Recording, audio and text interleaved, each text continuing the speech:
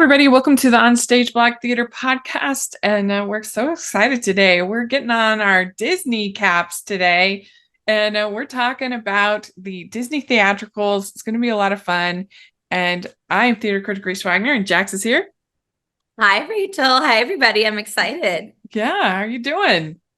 I'm good. I'm loving getting to do this show with you. We always get into fun discussions and come up with the best ideas for episodes. I'm like, yes, I want to talk about that. I do. I look forward to it. I'm like, when can we schedule it in? Let's do it.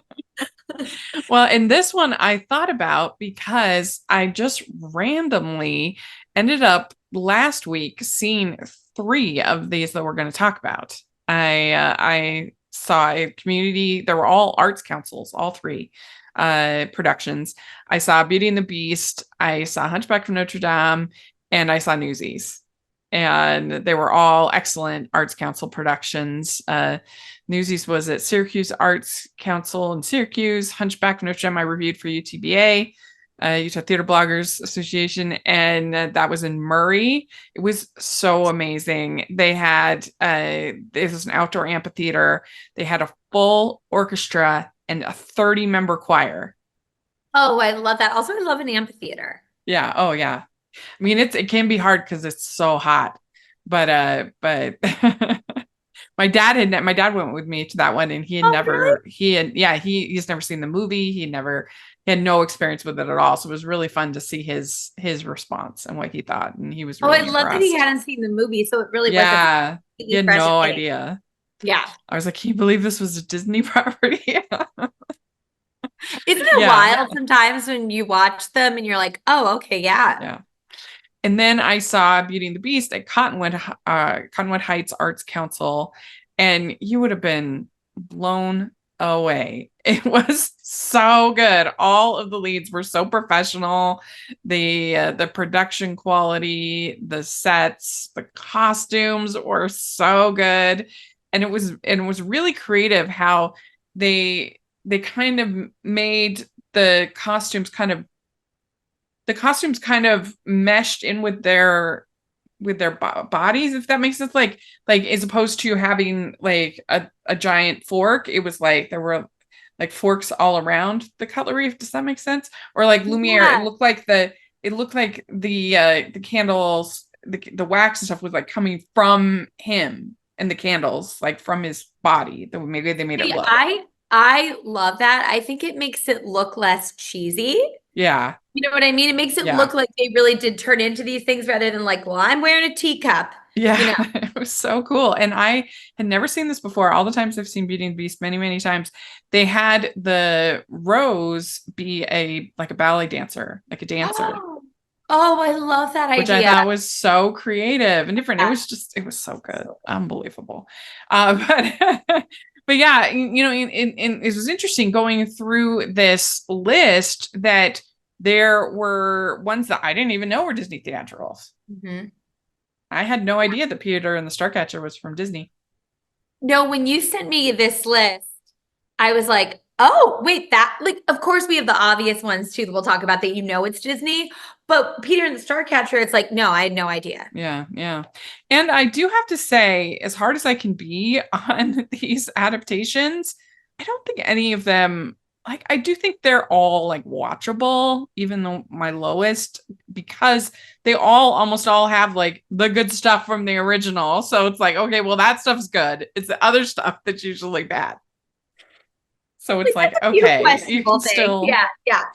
You can have a decent night out, watching this. But yeah, that's very true, Rachel, because that there will be elements in it that you enjoy and that are good. Yeah. Have you ever had the chance to be in a Disney production? I was a silly girl in Beauty and the Beast at Lexington Children's Theater. And what was really fun about that was that I was working there that summer as a kids acting teacher. And I got to be in the show with some of the kids I taught. Oh, that's fun. So fun. And actually one of the girls I met, who was one of my other silly sisters, we're still friends to this day.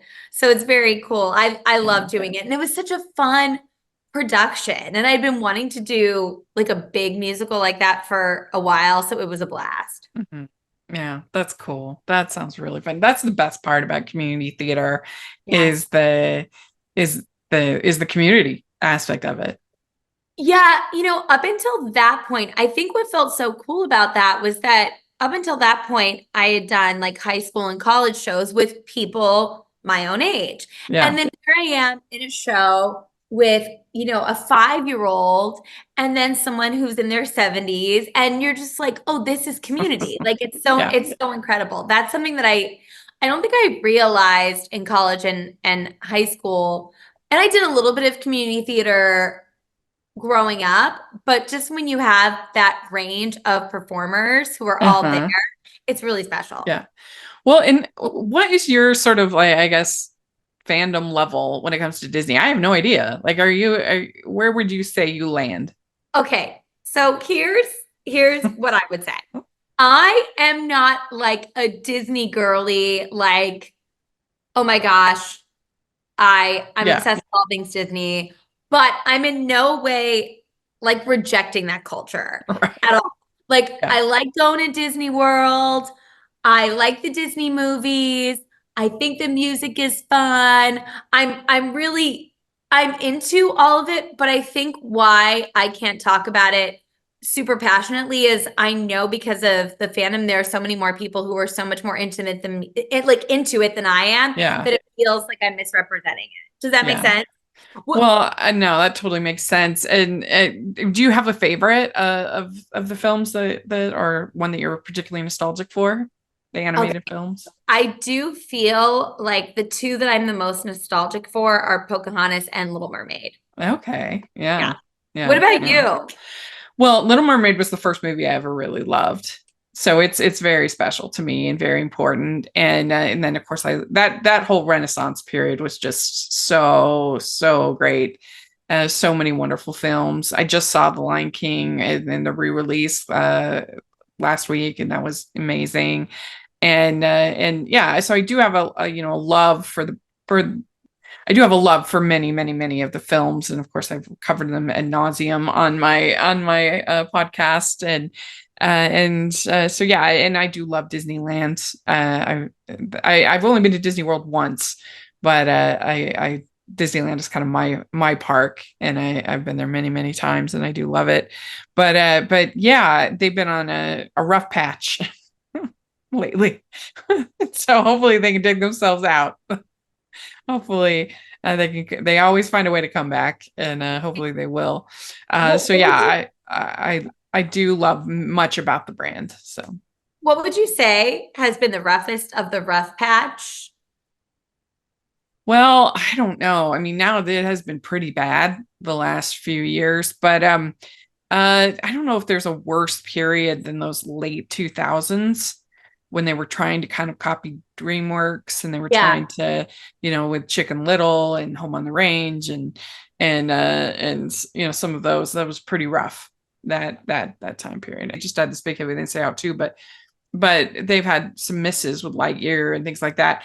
And Disney's had this misses with Wish and Strange World. And so it's just kind of, it's been a little bit rough, but yeah, I mean, it's either the 2000s or the wartime era when they were only really able to make collections of shorts, and they're not like amazing shorts, but during the 40s, they did what they had to do to get through it. And they did a lot of propaganda, films and things like that.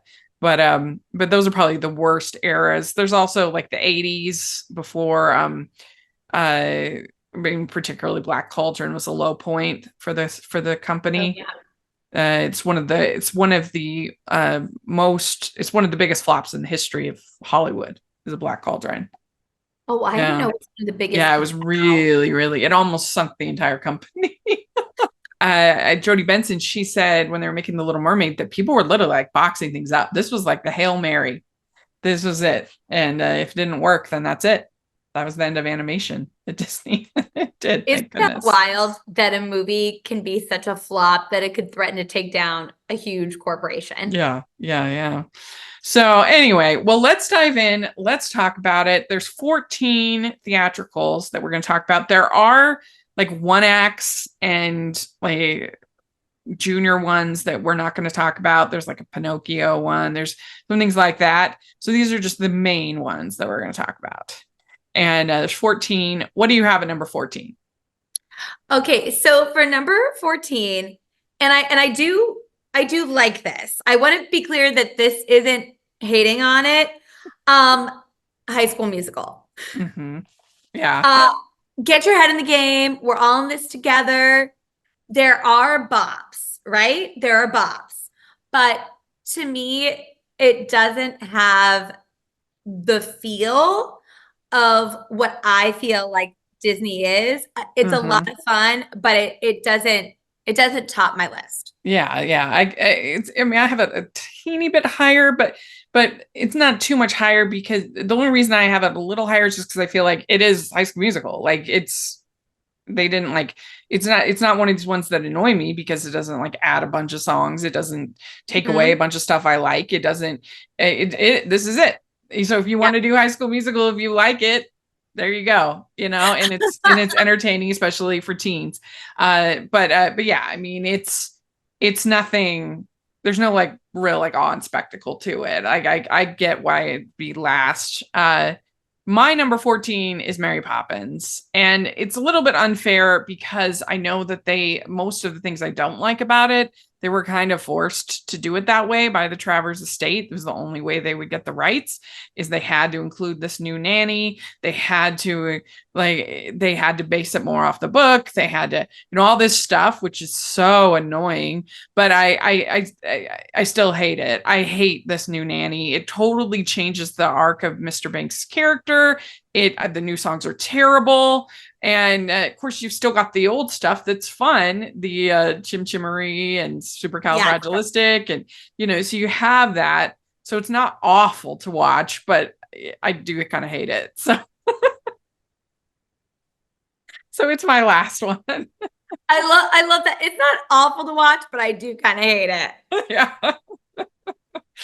Miss Andrews is her name. I just hate that character so much. And the what is it, the Bubble and Truckle song? I mean, it's just terrible.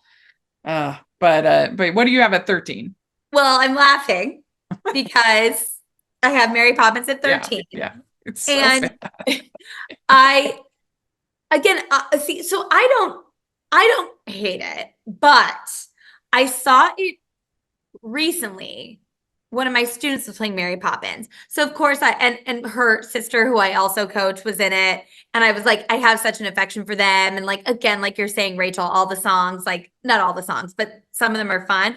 But I also was like, what is happening with this? I didn't realize the background of the estate had made them change that. So that adds a little bit more clarity to it. But yeah, it just does not land. I think for me, why it's still higher than High School Musical is that it does like really tap at that like nostalgia and classic feeling that I associate Disney with. But yes, I very much agree with you because it is my number 13. Yeah. And if you have some really good dancing, it can help elevate it for sure. Well, my number 13 is where I actually have Peter and the Starcatcher.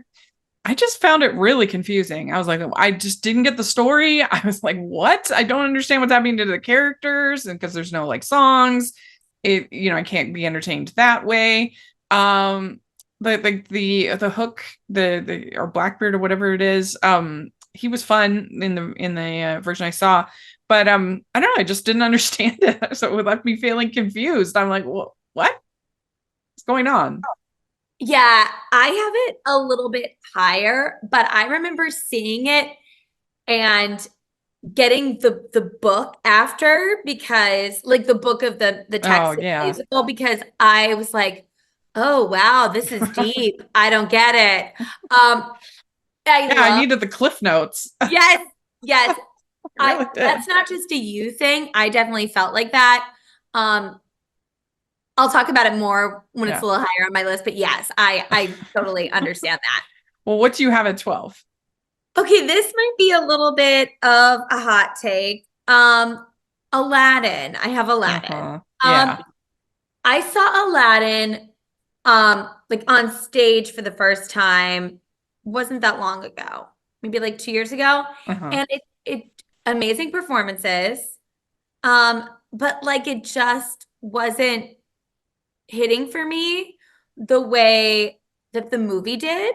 Oh, yeah. And it could also just be, it was one of my first shows back after the pandemic. So it Mm, could have been, it was my absolute first, but it was, I think, my second one after. And maybe it was just acclimating to being back in the theater again or something. yeah. But yeah, it didn't, again, amazing performances, amazing songs, but it didn't do for me in the theater what, say, Lion King, which we'll get to later, Mhm. does for me. Yeah, So the yeah. only reason I have Aladdin in the middle of my ranking is just because they had these original songs from Howard Ashman Oh, with yes. Proud of Your Boy and new things. And so like the new songs are way better than most of the new songs in these shows. Most of the new songs suck. And they just feel like extra, like padding, even if they're a decent song. It's like we didn't need this song. And that's why they cut it from the animated film. But the fact they were able to get those have those songs just made it feel like kind of special to me. But yeah, it's definitely mid, for Disney. Well, my number 12 is where I have the Little Mermaid and all the new additions I hate. I hate the fact they make Flounder in love with Ariel. What? That makes no sense. Why do they have to make Ursula Triton's sister? And it's just like all of that is terrible. Almost all the new songs are bad. If I don't know, almost all the new songs are forgettable at best. You can have some fun, like I was telling you before about this. There was this production where they had over 200 people in the cast this last and that was unbelievable. I'll never forget it. But and like the original stuff from the animated film is still great. Part of Your World is still great. Like Under the Sea is still great. All of that is still fun. So there's entertainment to be had, but as an adaptation, I think it's very weak. Yeah, yeah, I can see that. To your point, the flounder thing is so weird. It's so weird. I I yeah, I don't understand it. Um Actually one of my students just played flounder in a production and she's so cute that she sold the heck out of it. But I was also sitting there, well, we were rehearsing it first and I was like, and I said to her, I was like, just flounder like Ariel? She's like, yeah. And I was like, okay, all right. It's so weird. It doesn't make any sense. So yeah, it's weak. What do you have at 11? Okay, so I have 11, and this might be another hot take, Shakespeare in Love. Uh-huh. Um, I don't have, I know I've seen this, but I don't have a very good memory of it. Mm, And I just remember feeling like it didn't have the depth that I wanted. yeah. And it didn't like it didn't resonate for me the way that I thought it would. Mm, It just didn't land yeah, for I can see that. I have Tarzan at 11. There are some fun parts that companies can do with Tarzan as far as, the swinging through the trees kind of elements to it. And it's nice because in the movie they it's all background singers, like the characters themselves aren't actually singing. It's the people, it's Phil Collins behind him. And so it's nice in the Broadway musical that you actually get to see the characters actually singing the songs. So that works, but I just feel like it's pretty forgettable. yeah, so forgettable that Tarzan's my 10. Yeah, yeah, yeah. Yeah. It fine, like fine. Again, Yeah. it's interesting to me because when I think about it, it's interesting that I had High School Musical like as my last one. I just think there's something about that that just doesn't feel like what my heart is for Disney. And then it's almost like now the ones that do feel so Disney to me, I'm still like, okay, but here's what doesn't feel Disney about it. You know what I mean? And I don't even know what that thing is. It just feels kind of, the heart and soul is kind of missing, Yeah, I get that. Yeah, I can see that. Let's see. So that's your 10? Yes, that's my 10. Okay. 10 is where I have High School Musical. Yeah. Yeah. Yeah. Yeah. So what's your number 9? Okay, so my number 9 is Hunchback of Notre Dame. I like it. I like it a lot, but this is where we get into the territory of things that I really, really like. I think the story is really moving and beautiful. I think the music is great. I think that, and maybe it's just in the production that I saw, I think if Quasimodo is not handled with a lot of like integrity, it can get a little caricature-y and a little like I hard can to see take that. in. Yeah. And this guy did a great job. I'm not saying he wasn't good, but it's kind of like when you think about a show like, or when they did like The Elephant Man, you just have to be really careful when you're doing things like that. Yeah, I can see that. The only reason I have it quite a bit higher is because I think it is the only one out of all of these that actually elevates above the animated film. I think that they took the flaws. I mean, I guess you could say maybe Newsies as well also elevates from the original, but from the animated adaptations, it's the only one that I think is actually better than the animated film. They sanded off the edges. They give Frollo much more context, much more backstory. I think the new songs they add are very effective. So that's the only reason. But I can see what you're saying too, that it can be a little bit dicey. I like your analysis though of that it elevates the film, and that's an interesting way to think about it too. Of like how some of these feel like they're really not as good because, like you said with Mary Poppins, how it's like, okay, wow, it's not doing. Or Little Mermaid, it's a real downgrade. Exactly. A real downgrade. Well, my number 9 is where I have Aladdin. So yeah, I mean, I agree. It is pretty forgettable, but there's nice spectacle. The flying carpet is fun. That sequence is well done, and I do love Proud of Your Boy. I think that is such a lovely little song. So I'm glad the Broadway musical existed, if only to get that song out into the world, because I think it's a beautiful little song. So with Howard Ashman, that it's his work. Like that's very special. Let's see, where are you at? I am at number 8. Okay, number 8. The Little Mermaid. Yeah. Yeah. I think for me, talking about this nostalgia and heart that Disney does so well, it's high-ish on my list or higher than it would be if I didn't have the source material that I have with my love of The Little Mermaid being, one of my absolute favorites. And the production I saw was a kids production. So it's like, I love the kids. The costumes were adorable. It's so sweet. There's all of that. But everything you noted earlier, absolutely. Absolutely. Yes. Well, sorry, I didn't mean to interrupt. Oh, no, not at all. I do love the song, She's in Love from this. It's really, really cute. That's fun. And yeah, it's a lot of fun. But yes, I agree with you. Some things you're like, weird. Yeah. Well, my number 8 is where I have Freaky Friday. And I think this is extremely difficult to rank this one because I really appreciate all it's trying to do almost more than I think it actually succeeds. I mean, there's just some really weird songs like that when she sings Parents Lie. And I'm just like, that's really mean to like, because it's the daughter in the mom, right? Yeah. But like the boy doesn't know that. And here he's literally saying in the song that parents lie when they say they love you, which is like, no, like, yes, parents do lie, but not at that. They don't lie saying they love you, you know?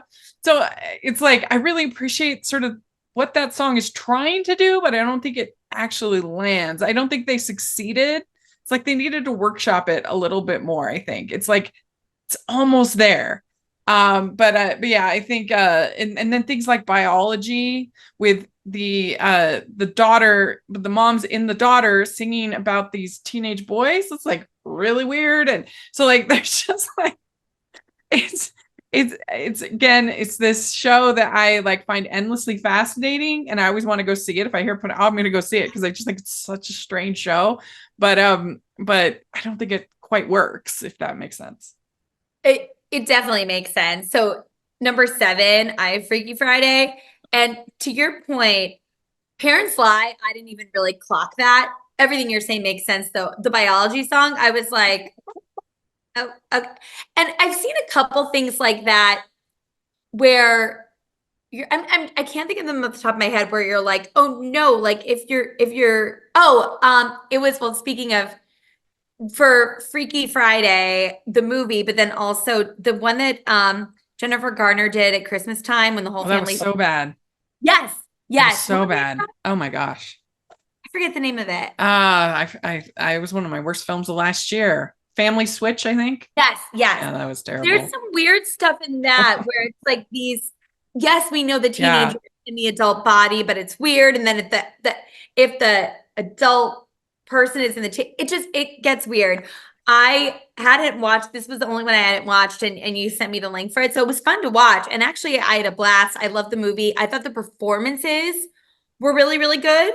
Like I enjoyed it. Yeah. Yeah, I agree with you. I thought there was just some things, maybe some things just feel like a first draft in this. Yeah. And it's definitely because they went and made a DCOM or Disney Channel original movie based on this musical, and it's pretty close to the stage, and it's one of the weirdest DCOMs they ever made. It's like really strange, but it's like it's pretty entertaining. I mean, it has both of the leads from the Heidi Blickenstaff.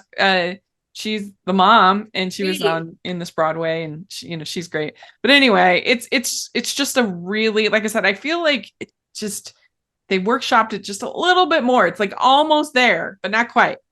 Yeah, but not quite. Yeah. Yeah, they kind of get nailed over it, the finish line, baby. Well, number 7 is where I have Frozen. And I do have some more memories of going when it was being its Broadway tryout was in Denver. So my friend lives up in Denver, my friend Larry. It's my friend and I, we drove up to Denver and we saw it, and I actually have an Elsa cosplay, and I dressed up to go, and it was like I have the wig, everything. And it's a beautiful, beautiful dress. And and it was so interesting to me because I thought, like, I mean, I still, even with that wig on, I don't look anything like Elsa, but it was just amazing. I always say, if you want to get a boost of confidence, dress up as a Disney princess for the day with little kids around it.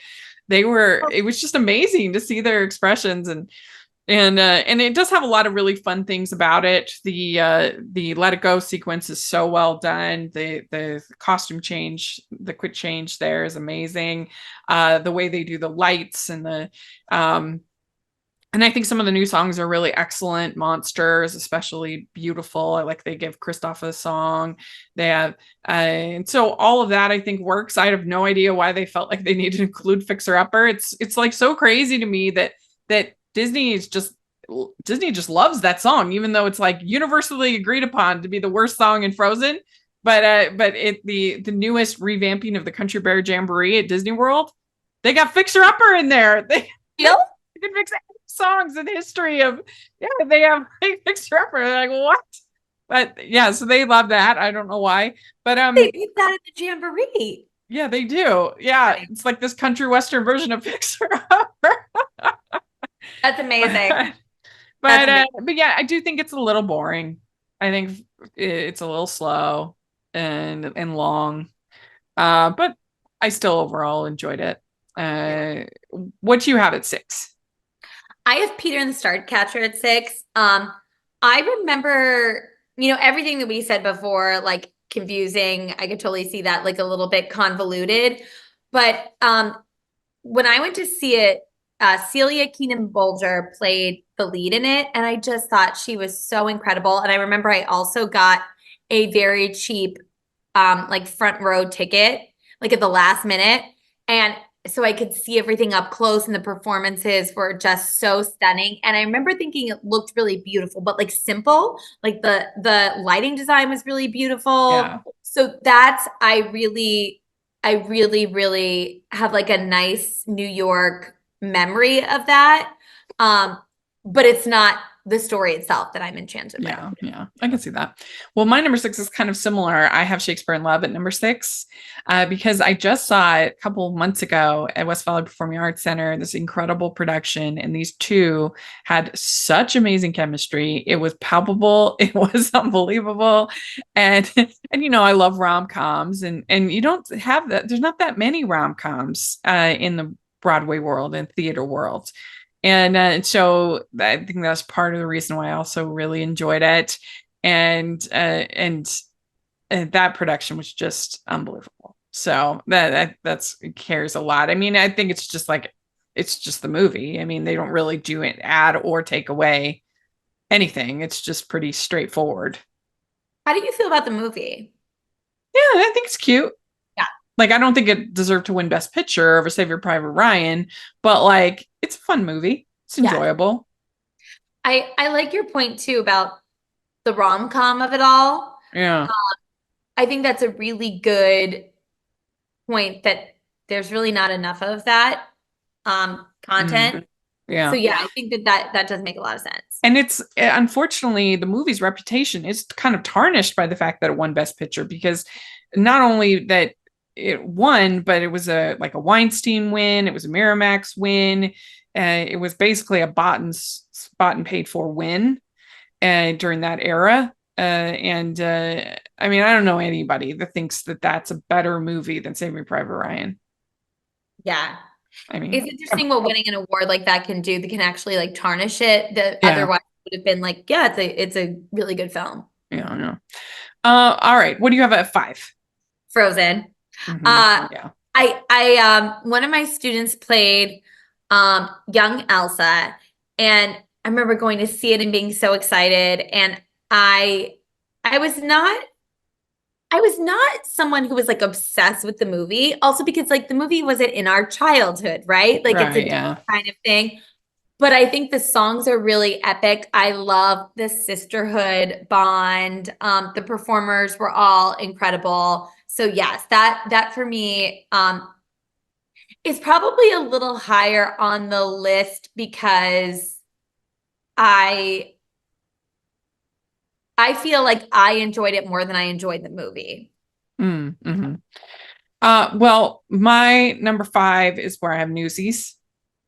Yeah. And I do think, I mean, I have tons of nostalgia for the movie. It was a favorite, but I do think they elevated it above the movie. They got rid of the Bill Pullman character, which was totally unnecessary. They just made it more about the boys and their story. And I think the new songs are pretty effective and I don't mind. I know some people really dislike the Catherine character. I don't mind her. And some bangers and some great spots for choreography, especially the Seize the Day newspaper numbers. So fun. And yeah, I just think it's an entertaining, fun show, I think. Yeah, I feel like I have it a little higher, but I do feel like that show, it's like it like pulsates through you. Yeah. Yeah, it really does.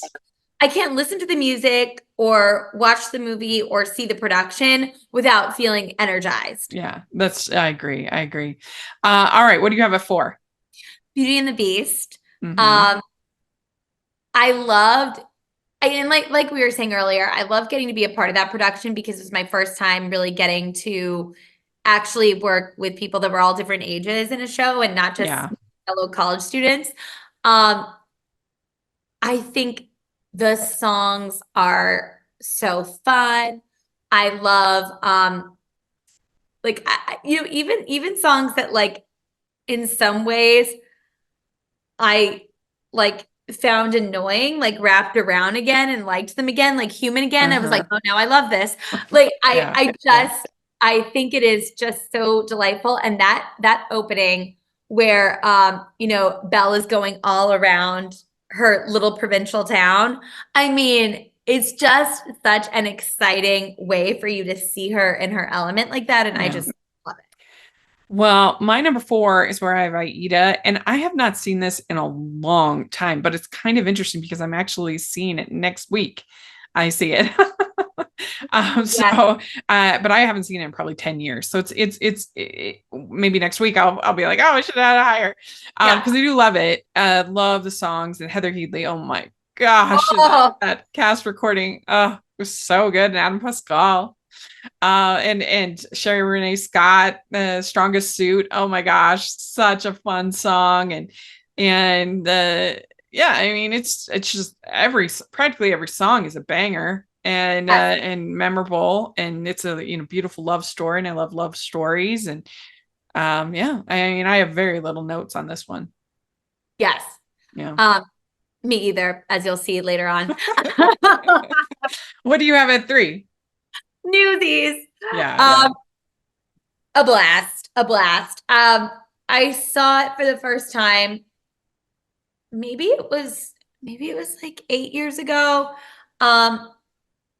I'd seen the movie years before that and liked it, but seeing it on stage, and oh my gosh, just what we were saying, like I mean, of course, look, adorable boys in little news hats and suspenders, and they're doing incredible dance moves, and it's like it so really is. It's so entertaining. It's just so entertaining, and I feel like it's a musical that is just filled with hope and excitement, and I just love it. Yeah. Well, my number 3 is Where I Have Hunchback of Notre Dame. And maybe I'm giving it too much credit for the fact that I just think it's so impressive they were able to, because I don't love that movie. I just think tonally it's kind of a mess, and I know it's just kind of unpleasant. It's just not what I look for. And I mean, I admire the risk of the movie. It has some interesting things to say. The animation's beautiful, has some good songs. It's not awful, but I just don't love that movie. And I think they were able to take it and just make it so much better. And I really admire that. I mean, like I said, they give some motivation for Frollo's character. They make Esmeralda and her people a lot more easy to root for, more likable protagonists. And I don't know, I just think that it's really ends up being a quite moving experience to see. I love how you're noting too, when the musical does more for you than the movie did. I think that's really it's rare. Looking at this. Yeah. You know what? We could do like a whole ranking one of these days of just screen to stage adaptations that are actually better than the movie. Oh, I think that would be fun. We should absolutely do that, because I find that fascinating to think about that when you think about the source material. And then like, oh no, you elevate the source material. Because it's rare. But I would say, just off the top of my head, I would definitely say The Wedding Singer. I would say 9 to 5 is one that's definitely better than the movie, in my opinion. But there's I've actually never seen the musical 9 to 5. Yeah, I think it's better. I think it elevates it. Yeah, I really do. But anyway, there's some others. Okay, so what do you have at number 2? The Lion King. I love The Lion King. I got to see one of my friends play Nala a couple of years ago, and she was so great. And the whole experience was so moving. And I just think it is, what Julie Taymor was able to do with the staging is really striking. The songs are incredible. We have all the humor from the movie in the stage version, and just getting to hear the songs live is so amazing. It makes me cry every time. It makes me laugh. I just think it is a beautiful, beautiful musical. Yeah, I agree. I have The Lion King at 2 as well. I think it is absolutely stunning. It's a visual treat to see. And I remember I've only seen it on Broadway once. I've seen it at the Touring and other places a number of times. But when I saw it on Broadway, I was in the balcony and looking down onto it was just such an amazing experience, like to see the puppets and, the canvas that they create is just so beautiful. And so many of the new songs are unbelievable. Shadowlands, Shadowlands. and You, all of that is just absolutely beautiful. And so it's a very, very, very special experience to see The Lion King. That's why it's lasted so long. Something that I want to note, because I think it's funny, I'm someone who loves sitting as close as possible for stuff. And like, I know a lot of people don't like that. Like that's, but what I will say is I've seen The Lion King twice. One time I sat in the balcony when I saw my friend and it was amazing. One time I went with the family of the girl I babysit, and they got us tickets right up front. And Rachel, it was too close. You couldn't see exactly what you're talking about. Like it was too, and I never say it's too close. I want the actors sitting on me, but you couldn't look at them as like they're actual animals, because you just miss the whole palette of it. It's like a canvas. It creates a whole painting. Yeah. And you miss the painting when you're like up close looking at an actor who's sweating because you know they're in one of these costumes. So I miss the canvas. If you're going to see Lion King, don't feel like you need to sit close. Yeah, agreed. Well, what do you have for number one? Aida. Yeah, it's so good. Oh my goodness. You said everything. Okay, so before I saw Aida on stage, this was like when I first started listening to music like on the computer as like a 12-year-old, and like being able to finally have my own taste, because I wasn't just in my parents' car listening to their tapes. I remember Written in the Stars and just completely blown away. Like, oh my gosh, this is what musical theater can do. And then you're talking on Strongest Suit, and that original cast recording is darn near perfection. I love it. I love it. And then seeing it on stage, I even talking about it, I have goosebumps. 10 out of 10, no notes, incredible, top of my list. I really wish that I was going to see it with you. I know. Because I haven't seen it in a long time. Yeah, I don't know why it's not done more. There must be something weird about the rights or something. Because never, hardly ever. It's very weird. Well, I can't completely separate my nostalgia from my number one pick. I have Beauty and the Beast at number one. I mean, obviously the movie was very, influential and very special to me, but also this Broadway show, when in 2000, I took a trip to New York City with my grandma and my cousin, and it was a Christmas trip. And we saw the we saw the Rockettes Christmas Spectacular. And that was the whole reason we were able to get my grandma to take us. We're like, Grandma, because she loved the Rockettes so much. Go see the Rockettes at Christmas. It'll be amazing. And it was. And then we saw the Music Man revival with Rebecca Luker and Craig Bierko. And that was amazing. And then we saw Beauty and the Beast. And then my cousin actually passed away about 6 months later.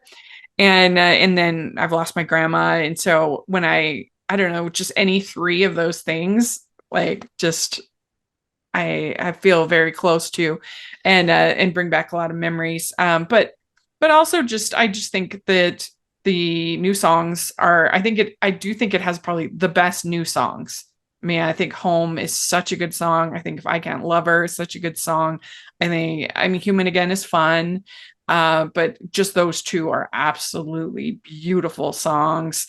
And it's got all the songs from the movie in there. And Gaston is so much fun. And it's such a great story, and it has such heart and soul. And it's got all the spectacle that you want from musical theater. And so, yeah, it just hits all those emotional and also those creative kind of buttons for me. Home is such a beautiful ballad. And I think it gives such insight into Belle as a character. It's just so beautiful. And I love, this is like something that is just so incredible about theater, really any kind of art, but just the fact that you can have that experience, like the experience that you had with your grandma and with your cousin, who aren't with us on the earth anymore, but that you're still deeply connected to them through it. It's just really, really special and important.